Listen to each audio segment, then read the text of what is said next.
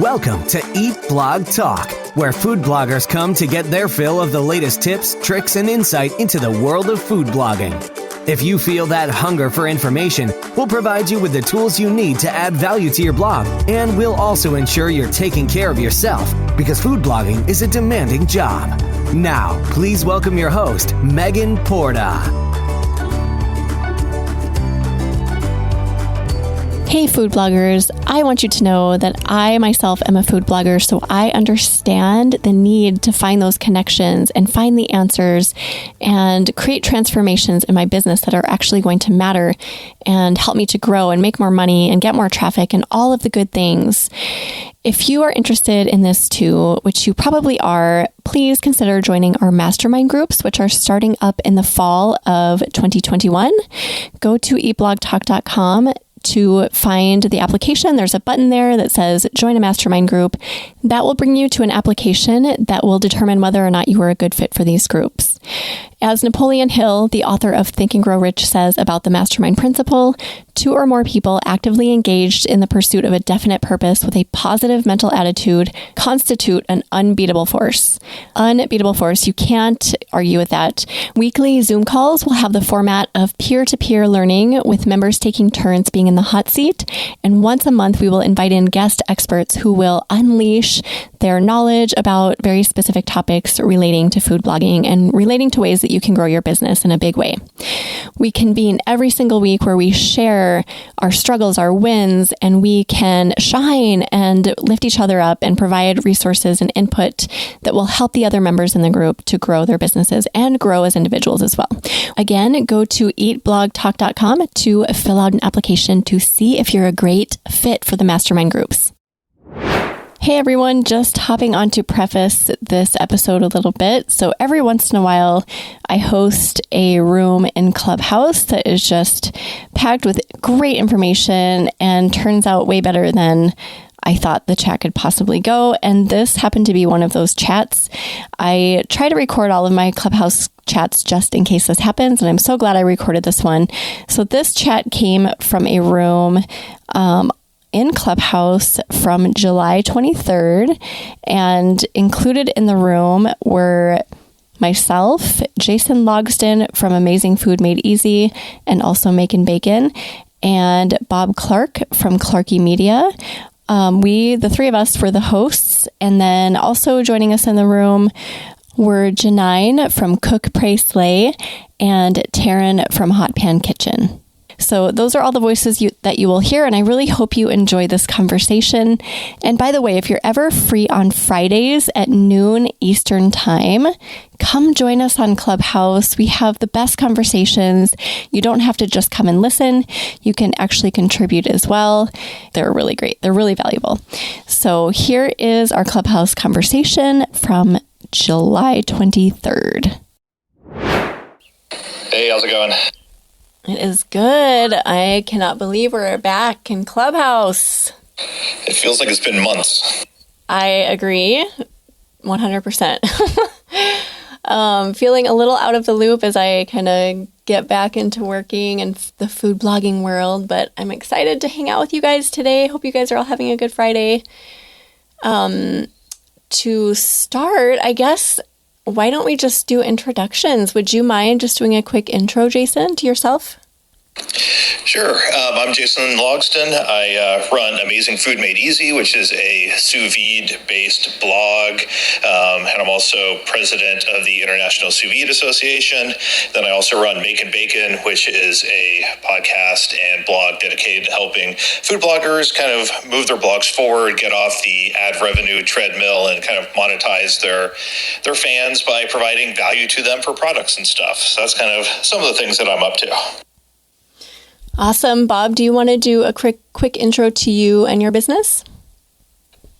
Sure. Thanks, Megan. Hey, I don't know do I still have the flag on my profile? Do you see it? I do not see a flag. Nope.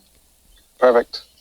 My name is Bob Clark. I own a couple food blogs, and I built Clarky Media as a place to help other bloggers with their SEO. I'm kind of an SEO nerd, all in on SEO really with my sites, not so much social, but it's all organic traffic. And I kind of converting Clarky Media over to just everything I'm into, because everybody's like, what are you doing? And so I'm starting to convert it as what I got my hands to in online. But yeah, glad to be here. Thanks. Cool. And can I ask, what is with the flags? Is this a new Clubhouse thing? What is that? They did it for the Olympics. So if you have a flag in your profile, it pulls it onto next to your image, I guess. And it's just to support the Olympics. So we were joking around adding different flags last night in an SEO room. And I had a bad flag up there, so I just took it off. Ah, okay. Well, I would love for everyone here to feel free to come up and join us on stage and just chat about what you've been up to.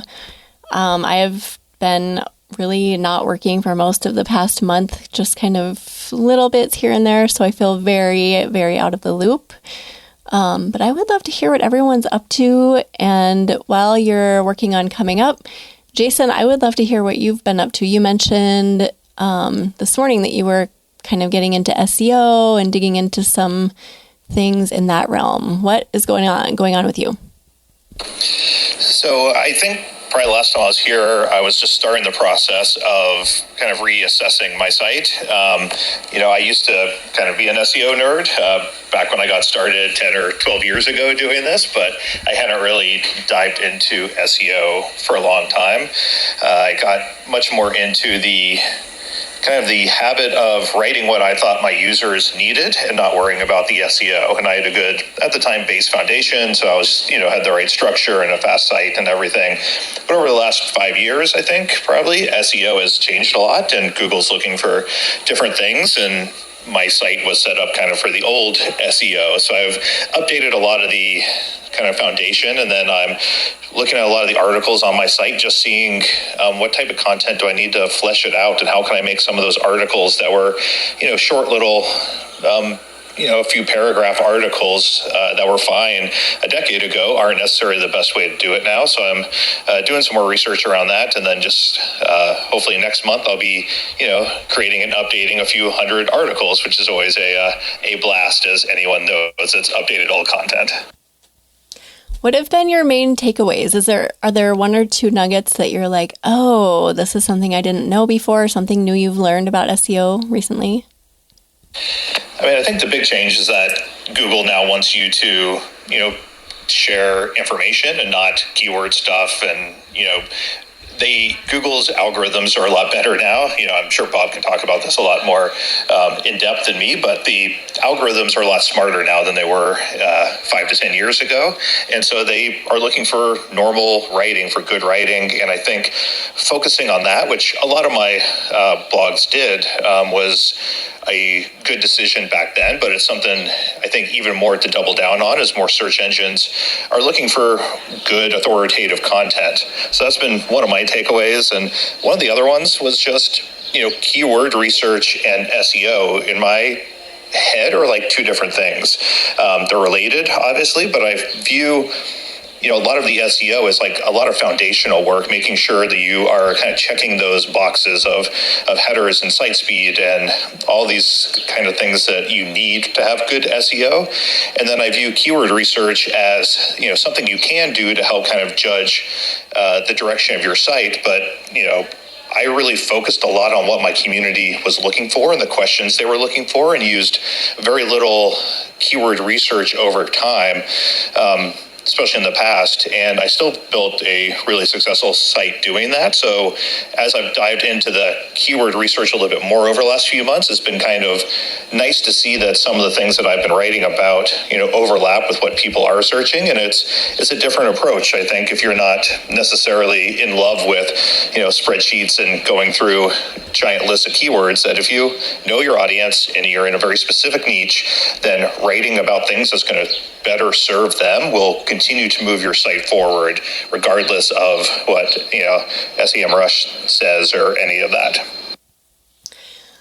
Okay, that's all super interesting. And I know, Bob, you are an SEO expert. Last time we talked, we were actually on Clubhouse. This was a few weeks ago, talking about, oh my gosh, we talked about all sorts of things, SEO. We just really dug in. Well, you dug in. I was just here for the ride. But what do you have? Do you have any replies to what Jason said? And then also, I would love to get your thoughts on Core Web Vitals and what's going on there. Yeah, sure. First, I want to say, Jason, hey, I've been enjoying your podcast. I didn't know of it, and I got it a couple weeks ago. So I added it to my Stitcher. I'm a big podcast fan. And Megan, I've been enjoying your podcast. Really cool. I've been thinking about creating one, maybe in food, though, so it should be different. I just don't know how to do it on food.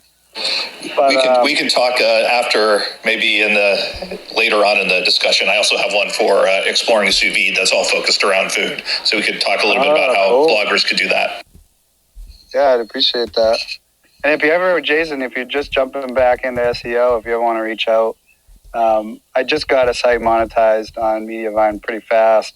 So I'm using all the new SEO, if you could put it that way. But so yeah, Megan, so you asked about Core Web Vitals or what I'm up to? Yeah, why don't you any or all of the above?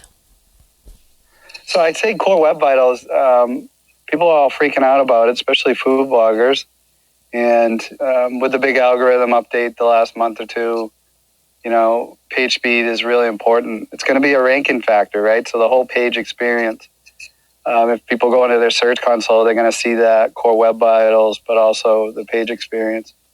So it's pretty important. But I can tell you it's not that tough. I actually posted a picture on my Instagram last week or recently, and I got one of my sites up to 100 score with ads. So I'm passing all Core Web Vitals, and the page experience is perfect. So you can do it with a food blog with Mediavine ads. So it is definitely doable. I could get into how if anybody wants, if you want me to. Yes, please, go for it. So the simplicity of it is you need a really good theme. Some food bloggers get some weird themes over the years, I think, and they just kind of got stuck with them. So find a really good theme. I recommend Astra or Generate Press, or I'm a real big fan now of Cadence themes. So I've been really using those on all my sites. There is the popular food blogging one, which is, I can't think of the name, Foodie Pro, I think. Yeah, I think that's the one. I use that one. I know a lot of other people do too. Yeah, so that was built on Generate Press. I was never a big fan. I used it 7 or 8 years ago, and you build through a child theme, and I think they're using a child theme. But I have seen people get the speed fast with that, so that's a good option. I'm just not too familiar with it anymore. So you need the good theme, and then you need a good host, right? I've actually moved everybody to all my sites to Big Scoots, and they've been great. And they have a managed program too. If you do a managed WordPress, I think it's $35 a month, which is decent. And you can actually create a staging site with a push of a button. So you can update your plugins, do everything you need to do on your site before you push it live again, which is wicked slick. So, and their customer service is amazing. So now we got a good theme, we got a good host, and now we got to work a little bit on page and stuff to speed that up. If you have a site that's on Mediavine now, they pretty much set it all up for Core Web Vitals. You just got to push the button in your dashboard, and that's going to get everything to not load before above the fold. It's just going to be static. So that's really important. If you're not on Mediavine, you just want to concentrate on not having anything above the fold on your phone when it first loads moving. So if you got pop-ups or stuff like that for your email list, get those to pop up after above the fold. That's going to help you out. So that's one thing to focus on. And, a good cache plugin, WP Rocket, is working really well. They've their last update really focused on Core Web Vitals. If you're using the old version and haven't updated, I recommend checking out, getting with WP Rocket to see what has changed. There's a few settings that changed automatically if you had them set, but if you hadn't had them set before, but those can really move the needle too if you haven't readjusted your WP rocket. And then it's the other things. I mean, in your rocket with all the correct settings, you're going to be lazy loading. There's optimization if you have video in there. All these things will help, and yeah, it's getting a lot easier than it used to be. Cool. Thank you for that. And I'm just inviting anyone in the audience who wants to come up and chat about SEO. If you guys have questions about Core Web Vitals or anything, Bob is a wealth of knowledge in this area. He knows a lot, and I know he studies it extensively. It's kind of like one of your main focuses, right, Bob? So if you've got anything, please come up, take advantage of this time with him, and definitely ask your questions. I don't really have anything else on SEO. Jason or Bob, did you guys have anything else? Oh, hold on. Hey, Janine? Hey, Janine. Janine, sorry about that. Yeah. What have you got for us? Okay. So I'm actually really happy to see you in Clubhouse, Megan. I've been following you on Instagram for a while, and I've been listening to your podcast. So honestly, I only come to Clubhouse to talk about gardening. I love it. I actually connected with Bob last night, and I saw that he's doing this room. So I'm like, okay, let me check it out. But so here's kind of my dilemma. I don't know if it's kind of like a growing pain for me. So I have my food blog or cooking recipe blog, whatever, is called Cook, Pray, Slay. And I've been doing it for about a year and a half and super new to this area. And really what happened was about, like I said, a year and a half ago, I had I'd been holding on to the URL forever. And my friend's like, why don't you just do it? Just start a page, just stop overthinking it, just do it. So I just, kind of just started the site on GoDaddy, and fast forward, year and a half later, it's really starting to gain traction. It's growing. I've got a lot more traffic coming there, but it's a GoDaddy site and it's not very responsive to the needs of, my followers and people who want to, see my recipes. And so I'm kind of at a point now where I'm trying to migrate from the GoDaddy site to WordPress, and I have no idea where to start. So if you guys have any suggestions on where to start, that would be great. I do want to go the route of working with a professional, someone who knows what they're doing, because again, this is more of a side hustle for me. So I've got a whole bunch of other things going on. I have other businesses. So I really just want to partner with someone who knows what they're doing in that realm. And just kind of thinking ahead, I do want to set it up for future monetization. Monetization for me hasn't really been a huge focus because, again, it was just more of a creative outlet for me. But now that I do see a potential for that, other, monetary, another stream of income, I do want to set it up for future monetization. So any help would be totally appreciated. I will let Bob chime in if you have thoughts for her, but I just wanted to say Cook, Pray, Slay. Okay, I didn't know that was you. Love your Instagram feed. I follow you as well, and you have amazing content. So I will let Bob answer your questions. Thank you so much, Megan. I guess real quick, so are you on WordPress, but you're hosting with GoDaddy?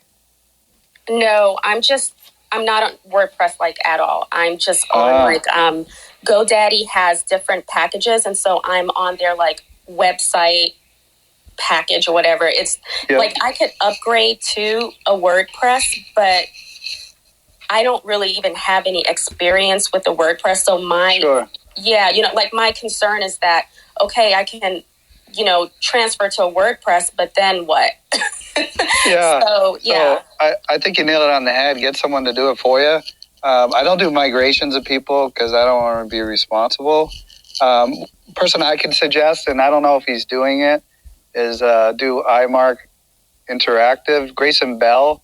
If you research him, I've talked to him quite a bit on offline, and he's never done anything for me, but he's got a great reputation, and that's something he might be able to do for you. That's who I could recommend for that. But I think you got to, you're being smart about getting someone to actually do it that knows what they're doing. Yeah, and it sounds like super daunting. I've been, like really just dreading the whole process, but I want to do it now before this, before I add like hundreds of recipes, because then it'd be like just extremely just out of control. But I'd rather do it now, like after a year and a half into the game. I kind of know where I want to take the site. So I'd rather do it now than wait another year or so. So I'd appreciate any contacts you can share, Bob. I have never worked with him either, but I've heard so many bloggers speak so highly of, I think it's Imark Interactive, right? It's like IMARK, and it's Grayson spelled with an E, so GREYSON, Bell. So if you look them up, I think you'll be really pleased. And yes, I know what you mean about just like knowing you need to do it and it being really daunting. But if it is daunting for you, I think it's so smart, just echoing what Bob said, that you are looking to find someone who knows how to do it. So even if it costs you a little bit of money, I think that would be really a wise route to go. But good luck with everything. I hope everything goes well. I think once you're over at WordPress, you will be so happy. When I switched over a couple years ago, it was such a relief. Oh my goodness, you're going to be amazed at all the, I don't know, just options you have. Recipe card. You'll have a recipe card. Yes. I just want that. Like, just give me the recipe card and I'm good. Yes. Well, good luck with everything. Did you have anything else for us, or was that it? Nope. Thank you so much, guys. I appreciate it. Okay. Well, thank you for good sharing. to see you again. Yeah. Anyone else have any SEO or WordPress or any other issues? Please feel free to come up. Otherwise, I was going to ask Jason. Jason, you mentioned that you've been working on outsourcing a lot. Do you want to share about that? How's that going? Yeah, sure. So we were looking at our content, and this goes hand in hand with updating some of those pages through having better SEO, and a lot of ours on a site are very poorly written. We had a outsourcer who was not great 8 years ago, but it's still, the site still brings in like 150,000 monthly visitors. So we want to go through and update it so it's a little more put together. But like me spending time writing about green peppers is not the best use of my time. I need to be focusing on the things that I'm an expert in.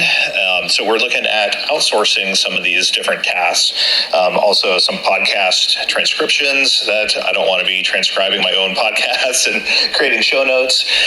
So we put together a list of these projects that we're interested in hiring people for, and then put out a call for applications to our network. And we've had over 100 people fill out applications, so we're starting to reach out to them for people, mainly food bloggers, that are interested in making some money on the side, and they're doing some writing for us, then doing the podcast transcriptions. We're also exploring potentially hiring people to do some photography down the line of sous vide recipes and stuff for our site. So it's been an interesting experience. There's, for the current writer job for 5 articles, we have bids anywhere between $3,500 and $500 for 5 articles. So it's kind of all over the place, and it's a matter of seeing, what's the quality we need for some of these different sites, and that might vary based on the site, but then trying to find some people that we can work with on the long term to take things off of my plate so I can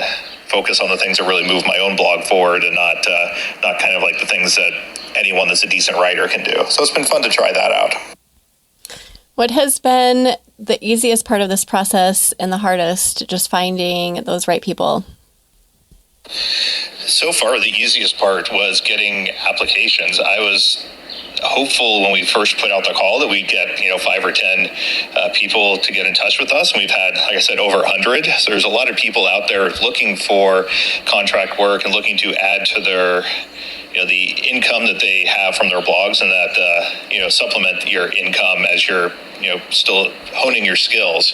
And so that was kind of the easiest part, which I didn't think it was going to be that easy. And I think the hardest part is just going to be evaluating people based on such a wide range of bids, and kind of see I'm fine spending $3,000 on something if it means I'm going to make $4,000, but it's kind of making sure that we do a little bit better tracking than we have in the past when there's just my time on the line, and really see what do we get out of these updated articles? How much additional income do they bring in? And then that will give us a really good idea of what we can spend for this type of work moving forward. It is a process, right? To find the right people. I can't believe you guys have gotten 100 applications. Isn't that overwhelming to have to go through all of that? And how long do you expect this to take? So we sent out the first request for bid. We narrowed it down to, we had people apply for, we had 5 different jobs basically. And so for the writer job, we had 40 people of the 100 were interested in the writer job. We went through there, eliminated some that were more, kind of more high-end, because the site doesn't need high-end writers or high-end recipe development. And then we sent out to about 10 or 15 of them asking for a further bid. And then whichever ones of those are kind of in our price range to get started, we'll do a little more digging into them. But it's one of the nice things about it being a one-off, project, is that we're looking for, 2 to 4 people maybe that we can say, give us 5 articles, and that will help us see what their skills are. And then moving forward, we could figure out which 1 or 2 of them are the easiest to work with, do the best work, and that we want to continue with, and then we can give them the other 50 articles that we're looking to have built. But it's definitely been a process. We're hoping to probably hire someone to get started on this next week and see where it goes from there. But it would definitely be a small process. We have we're funding this based off of our income. So, we want to be spending, this year, several $1,000s on this type of outsourcing, but we can't spend it all in 1 month because we don't have that money yet. It's slowly coming in month after month. Okay, this question might help some people in the audience, but what do you think, and anyone can chime in here, but what do you think about when is the appropriate time to start looking for, the appropriate time to start outsourcing and looking for help? Are there any thoughts you have about that? The favorite quote I heard, I think it was Emily Perrin, who talks a lot about outsourcing. I liked what she said, and that was when you start not being able to take advantage of opportunities. So if you can't do sponsored post work because you're too busy updating your social media, that's the time to start finding an outsourcer. If you don't have the time to do work that you need to do because you're busy doing something else, if you can't, take on any more photography clients because the billing process and invoicing and kind of tracking of the system takes you too long, then it's time to find someone to do that for you. So I kind of like that approach, that you can use it to speed up things, but especially a lot of us are, kind of bootstrapping our way forward. And once you start realizing that you can't do the things that are good opportunities because you're too busy doing things that, quote unquote, anyone can do, then that's the time to find someone that likes to do that aspect of it and have them take that off your plate so you can focus on the things that only you can do, and that will move your blog forward and hopefully make you money a lot faster. I love that. If you don't have the time to say yes to opportunities that you want to say yes to, then it's probably time. And here is one thing I do have to contribute this week, is that I've kind of out of necessity cut way back on what the things that I'm working on in my business. And I kind of feel like I need to recommend that people do this more often, and that I should do it more often. But I don't know. I would love to get your guys' thoughts on this, but I basically have done the absolute essential things in my business that I've needed to do. So I attend calls that I promised I would be at. I'm getting a few blog posts up a week or redone, getting my podcast episodes out, and, social media posts scheduled and all of that. But other than that, I've said no to everything. And I am going to tell you, it feels amazing. And the world isn't falling apart. My business is still standing. Have you guys ever done anything like this? Have you ever experimented? Is it scary? What do you think? I'd love to jump in here real quick. Jason, a little tip when you're hiring writers, make sure you get your what you expect laid out before you hire them, and the highest expectation you can, because what ends up happening is when you find out later you need this and that, and you add it, then they want more money. So if you can get it as far scripted out as you can, that kind of helps. I hang out with a lot of niche website builders, and we're in masterminds, and most all niche website builders hire out all their content. So that's just a little tip. And Megan, when you said when's the time to hire, I think as soon as you're making money with your blog. I think people don't understand that once it gets to a level, let's just say the threshold is Mediavine, right? The 50K. If you keep doing the same thing and keep creating great content and you grow, the snowball gets bigger faster, if that makes sense. So the more you can put fuel on there, the faster it'll actually grow. And then it would be kind of like when you're looking down at 500,000 to the 50, it's like, oh, I wish I had done this earlier. If you're just trying to do all the things yourself to get there, because the snowball gets bigger and bigger as it starts going down the hill. That's my 2 cents. And another thing is so I have a brick and mortar business too, and I've been self-employed since I was 19 years old. And I can tell you, as soon as you can get yourself out of that job, you can grow bigger and faster, because it's the whole thing. If you're working in your business, how do you work on your business? You can't grow it if you're working in it, because your time is spent in it. And that's just a huge time suck. And Jason said it, if you can get people to do the things that anyone can do, quote unquote, the sooner you can outsource that, the better. Yeah. Well said. Oh my gosh, that was all gold. Hey, you guys in the audience, do you guys want to come up and have a chat? And it's my birthday, so come up and, we can do a little birthday celebration. Happy birthday, Megan. Oh, thank you. Happy birthday.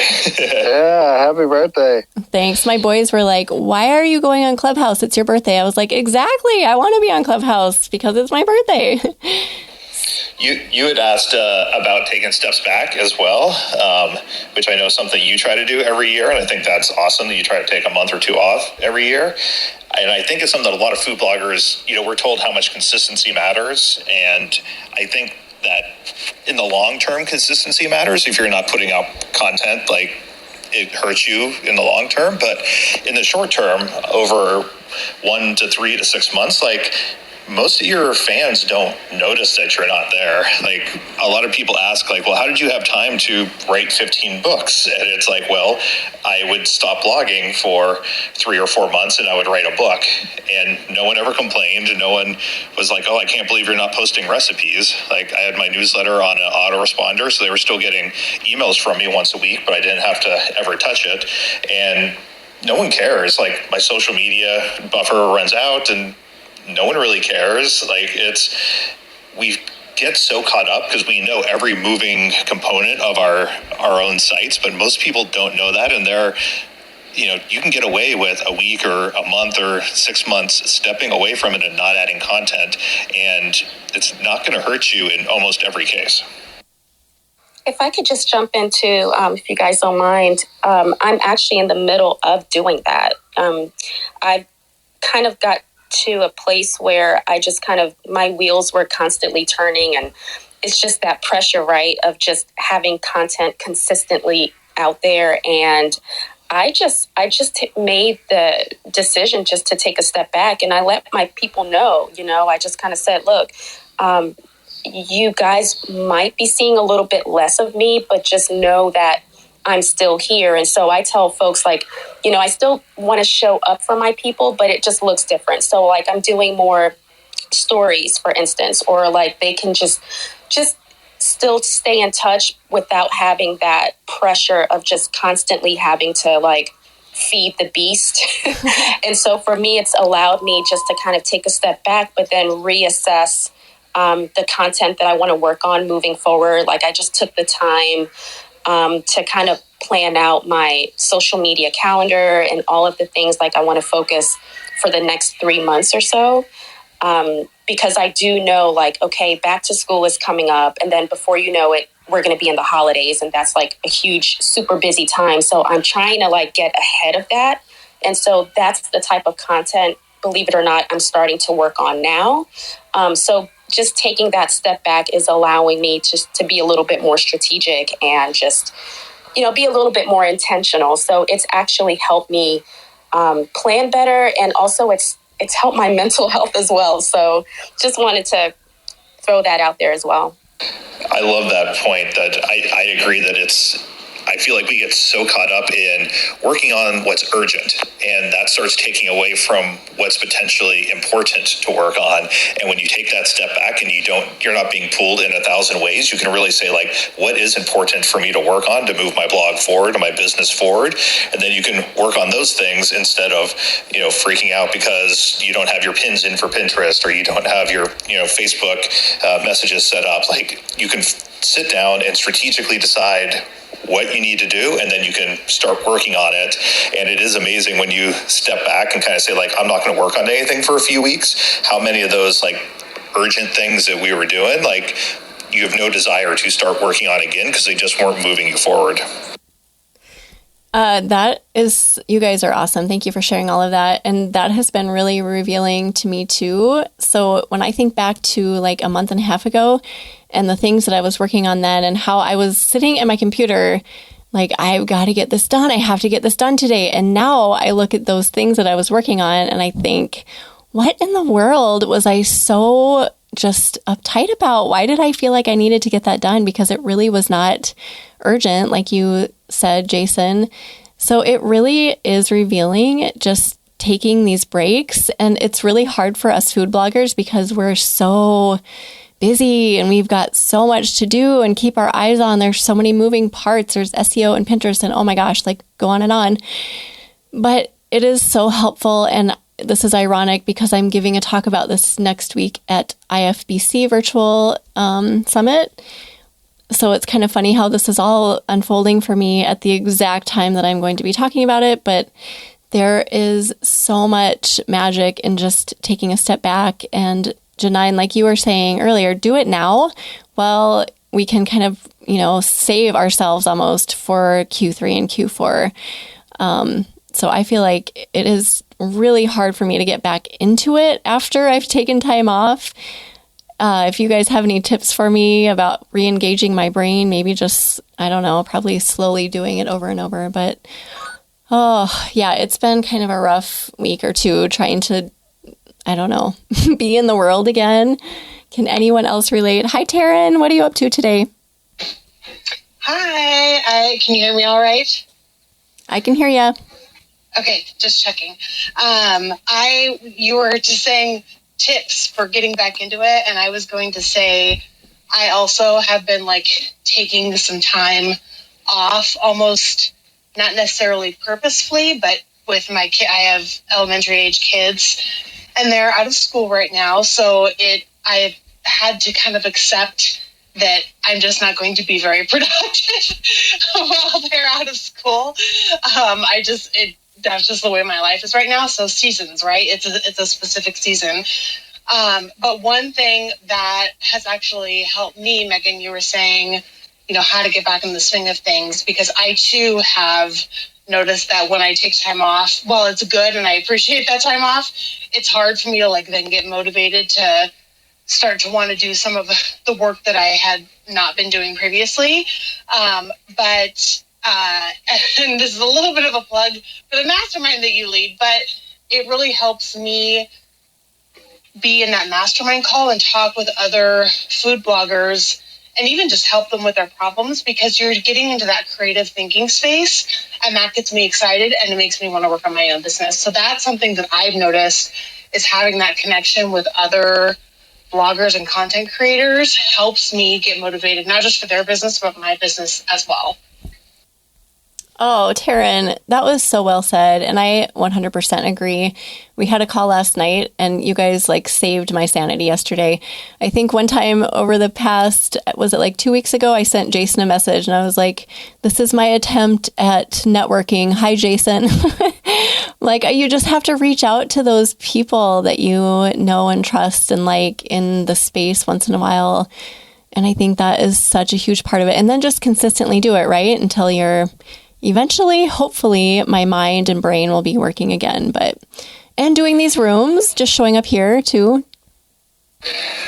One tip I have too and I love that that message you sent. I was like, I'm busy too, but hi, we can now check off networking.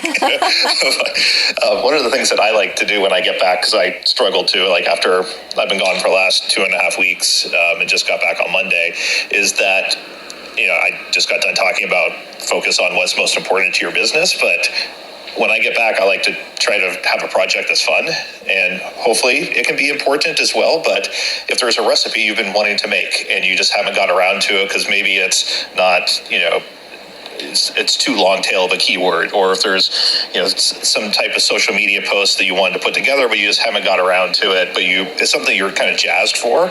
I try to have 1 or 2 of those on my plate. So when I get back and I don't feel like working, I at least have something I'm really excited for. And then I think will be fun. And then once I start doing that, it gets me back in the swing of things of actually doing work. And then I can focus on the more important things that aren't always, super exciting every moment. I love that tip. And as you were saying that, I was thinking it would also be good maybe to just dive into something completely different. We were talking about Pinterest a little bit this week with Eat Blog Talk members and a little bit in the mastermind yesterday. And usually it would just be annoying to me, but I was like, this is interesting. Like people are finding a few little things that are working, but mostly people are really frustrated. So I gave that more attention than I normally would have just because it was a nice, very specific distraction for me. So something like that as well. But I like your idea, Jason, just like a really fun project that you normally wouldn't make time for. So thank you guys. Those were some good tips. Bob and Janine, do you guys have anything? And do you regularly, Bob, take time off? No. I don't. I haven't taken a break in years. Like my wife is actually like wicked pushing me. She's like, you need to go somewhere, go to Alaska, go fishing by yourself. I don't care, but go somewhere, get out of here. I don't know. I'm just constantly going, and it gets like to the point where I start breaking down because I can't talk, if that makes sense. Yes. She'll be like, she's like, you're not making any sense. Because, you just get, your head is like, if you're an entrepreneur, right, you just like, you're jammed up. You're just all over the place. But, Taran there spoke on the mastermind. I think that's huge. I have a group on Wednesday nights, and I look so forward to getting to that Zoom call. You start building some real trust with these people, and you can kind of, regroup, get ideas. That's just huge. But, I don't take time off. Unfortunately, I'm a workaholic, but I need to start trying to think about that. But I totally agree with what Jason said earlier. Like, people aren't going to go away. Don't be afraid to leave. I know, SEO wise and on Google, you have to be gone a long time for it to affect your content on Google. I'm talking like even 6 months and longer to really get hit by Google with that. YouTube might be a little bit different, but I got a channel that in 2 months, no videos, and I'm still growing it. So, yeah, I mean, I think some of you guys have real loyal followings, though, of your brands. That might be a little bit different. Mine is more organic traffic, and it's not the same people coming back. It's all new people. But, I think it's important to take time off. I did do something this last winter. I bought a massive wood lathe, and now I'm wood turning. And that kind of got my brain away from, the constant hamster wheel of everything that we're doing. Thanks. So your time off is more just distraction. I like that. I have no idea what you just said that you bought. What is it? I bought a wood lathe, so I cut down trees and put a big chunk of wood on there and turn wood green and make big wooden bowls. Like 20, yeah. That's so cool. 24 inch big wooden bowls. Yep. Okay, well, I think that is a massive probably help for just getting your brain off of work, right? That is very unique too. How awesome. Love knowing that. And then Janine, you nailed it earlier when you said, you're maybe not showing up in the same ways if you take time off, but you can show up in different ways. And I did the same thing without even really thinking about it. So I just kind of had my Instagram scheduled and my blog post scheduled and everything scheduled on autopilot. But I was showing up in my Instagram stories way more than I ever normally do. So there are ways that you can continue to show up when you're taking time off that's actually fun. And I actually did find that fun. So I really liked that you brought that up. Oh, for sure. And I think your followers, they appreciate that, because, and that's one thing I really just try and just take the time to really just connect with my people, because it's so cool when, you get that engagement. They're like, oh my God, I'm so glad you're taking some time off, or enjoy your time off, or whatever. I know when we went out of town, I would just I showed my kids on the beach, or, what we're eating that day. Hey guys, we're eating at this place, and oh my gosh, this lobster roll is amazing. And again, it's just that, not having that pressure of just having a perfectly curated piece of content that's, you spent hours on, but you're still showing up for your people. Right. And so I think that really just helps kind of develop that sense of community. And I always tell folks, I look at my follower numbers sometimes and I'm like, dang it, if I could just get to 1,000 followers. But at the same time, I pride myself on building that organically. I'll never pay for an ad or anything. I want to, it's that whole quality over quantity piece. And so, yeah, I may not have the follower count, but my engagement is awesome.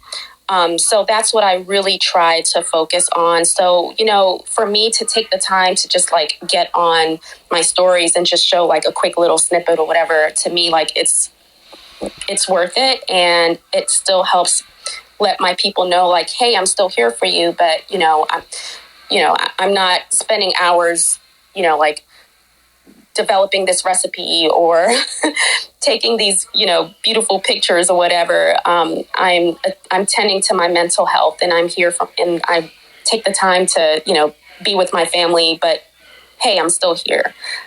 So that it's worked for me. And as far as getting back into the swing of things, I can totally relate to that. I struggle with that too.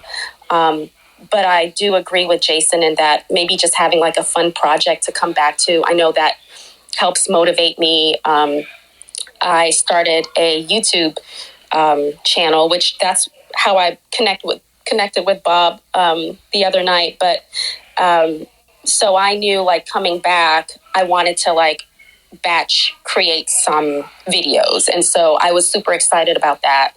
But just kind of knowing what you're coming back to, and maybe just having some things already pre-planned kind of helps motivate you. I don't know, but I struggle with the same thing. So glad to know I'm not alone. Thank you for sharing all of that. And I love your approach to showing up on social media, how sincere you are.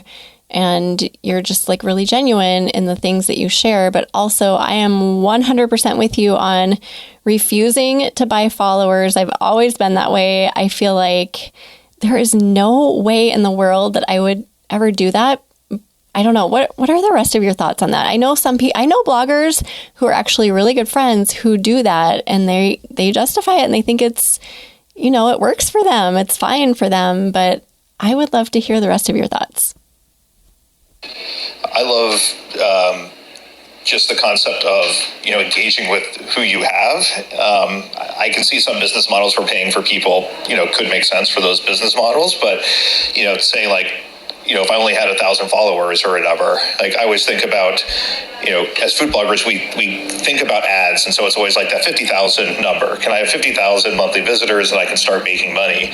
And I think about like my gym that's around the corner. Like, they do one-on-one training and they have 60 clients and they have 8 or 10 people that work there. Like, they have 60 fans and they have enough money coming in to employ, 8 to 10 people. So like, why do we need 50,000 people in order to make a living? Like, that's one of the things I love about exploring other ways to monetize your blog and to really turn it into a business, not just like an ad serving platform. And so I think being able to engage with your fans gets you a lot closer to that than paying for followers or other ways you can get people that isn't nearly as genuine.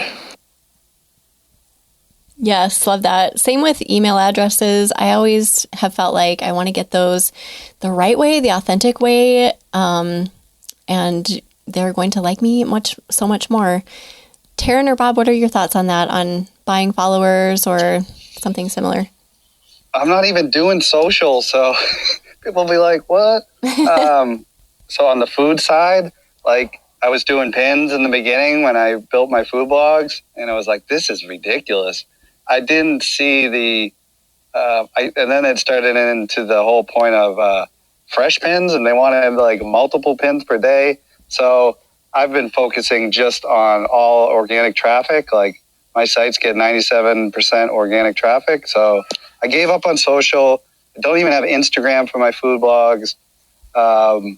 So yeah, I'm not building any followers, unfortunately. I am capturing them for an email list. At some point, I'll hire someone to do all the social, because I know there's a huge opportunity with the Pinterest and, but like Facebook, yeah, I gave up on those too. So yeah, I'm not the guy for followers, except I'm really bullish on YouTube. I think video is going to be the big change in our industry. So for me, I'm naturally building content on YouTube that's searchable and evergreen. So people are always going to search how to saute mushrooms and onions, and they're going to find Bob. So that's what I'm kind of focusing on there. And then the subscribers kind of come already, but you got to ask for them in the videos and stuff like that. But that's the only way I'm building followers. I'm kind of jealous, Bob. Me too. It's like, it's such you can't do all things, Megan. Yeah, it's like, it was crazy. It's like, I can't do all this. You can do it with a team, and you should. But if you're, I'm building multiple sites, so I didn't focus on one and building one team. The idea is to have revenue from 5 of these, and I'm selling some. So that's my plan. And I think the evergreen, I can't stand the algorithms in social, and then it's gone. I know Google, it stays there for a long period of time. And YouTube seems to be that way too. I'm new over there. But yeah, that's kind of what I'm bullish on. What a great point, Bob. I mean, thank you so much for saying that, because I think a lot of us as food bloggers just get into the mindset of, oh my gosh, like, I have to be everywhere. And so it sounds like you've found your place. Like, it sounds like YouTube is like your kind of like a funnel, maybe. You can kind of look at it that way too, I guess. But I just thank you for saying that, because I forget that sometimes. And I just kind of feel like I've got to be like everywhere. And it's a lot. It's a lot of pressure. So thanks for mentioning that. Yeah, cool. Yeah, it's like we need to give ourselves permission sometimes just to take our hands off of some things. It's like looking at those people who live in the tiny homes and being so jealous that they don't have all the clutter that we have, but never actually doing, anything to make our clutter go away. So it is, I agree. It's very refreshing to meet people like you who are like, yeah, no, I don't really, there's no point in me putting my efforts there. And it's almost like you're just working on the essentials, like what I was talking about earlier, which I really, really like. So thank you for sharing that, Bob. I was going to say too, kind of along this whole vein, I totally agree that it's, with the general conversation that we've been having, and I just lost my train of thought, so I'm going to have to swerve a little bit. But one thing I wanted to say was that I know that in terms of buying followers, because I thought about that as well. But I always notice it happens when I veer out of my own lane. So if I'm looking at somebody else, I'm like, gosh, look at what they're doing with particularly Instagram. They're so successful. They have all these followers. They seem to be getting really great engagement. And then I start to get a little jealous and like, oh, maybe I should be doing that, or take my focus off of what I want to be focusing on, which for me is mostly email, organic traffic, and a little bit of Pinterest, although that's kind of up in the air right now. But if I can stay in my own lane and just remind myself, no, email, I can actually own my email list. Email for me is my focus. I don't need to worry about Instagram as much. And I don't post hardly at all on Instagram. I mean, I have scheduled posts, and I do a little bit of Instagram stories, but that's about it. So as long as I can stay in my own lane, I'm usually pretty good. That was so well said too, Taryn. Thank you for sharing that. And Jason, maybe you can, maybe you agree with this, but I feel like being a podcast host or somebody who talks to a lot of experts in a lot of different areas is almost like a crux. Like, it hurts me because I talk to people all the time who have just killed it on TikTok, or who actually have figured Pinterest out in this new age of Pinterest, or whatever, like fill in the blank. And then I feel like, well, if they can do it, I should be able to figure it out too. So then what do? I dig into that when I really don't have the time or the mental space for it. This is what I'm learning. Like, it's been 2 years now, the podcast has been up. I'm finally learning I can't do everything that everyone else is doing. So I'm super glad you mentioned that, Taryn. That is when we all falter, when we're like, oh, what they're doing great. And then we lose sight of what we should be doing and what our paths are. So yeah, great message. Jason, do you have that same problem with interviewing people? It's horrible. Yeah, you talk to so many people that are experts at what they do, and the thing that it's just a great reminder for me that we're climbing a mountain to try to make a business that makes money. We're climbing a mountain, and just because somebody went one way up the mountain doesn't mean you have to go that way. There's multiple ways that you can go, and you need to rely on your strengths. And I think that's one thing I hammer home in my courses and my presentations, and a lot of the stuff that I talk about is the reason we do this. There's nothing wrong with being a blogger as a hobby. That's how I started. A lot of us started like that. So there's nothing wrong with that. But once you decide that this is going to be a business and this is going to be a way that you make money, you need to figure out how you want to monetize it. Do you want to do ads? Do you want to do sponsor posts? Do you want to use your blog to find photography clients that are going to hire you as a photographer? Like, how are you going to make money? And then once you figure that out, you can start looking at these things and say, okay, I want to get to X. Is Pinterest going to help me? Is SEO going to help me? Is YouTube going to help me? Is writing a cookbook going to help me? Like, there's all these different things that we can do. We can't do it all. No one does it, unless you have a team.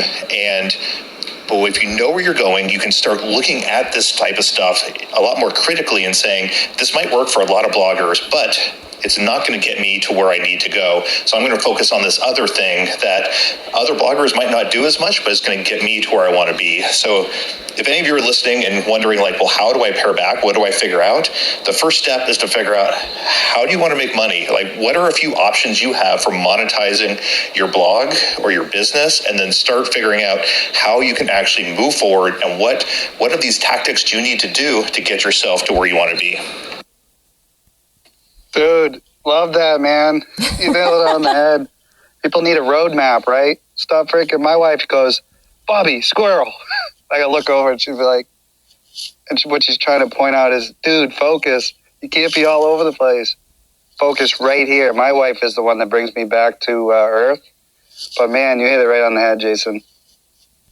Jason, that was like the best little speech ever. Wow. What a great way to end this conversation. Holy cow. That was awesome. Yeah. Goals, right? Like sitting down and taking inventory and like referring back to those all the time too. And I'm going to stop because I didn't say it nearly as good as you did, but Thank you, guys. I know that Bob has to bail and I have to get ready for a camping trip, so I'm going to leave just a few minutes early today. But thank you so much, guys, for joining us. Yay, Clubhouses are back. So if you guys want, if you have topics that you want covered in the coming weeks, or there was one other thing I was going to ask for feedback on, and I've totally lost it. So yeah, that's it, I think. Just thank you for being here. Have a wonderful weekend, everyone. Thank you so much. This was a great room. It's so nice to be back with all of you. We're glad Yay, you could talk to join you us guys on next this week. episode of Eat, Blog, Talk. For more resources based on today's discussion, as well as show notes and an opportunity to be on a future episode of the show, be sure to head to eatblogtalk.com. If you feel that hunger for information, we'll be here to feed you on Eat, Blog, Talk.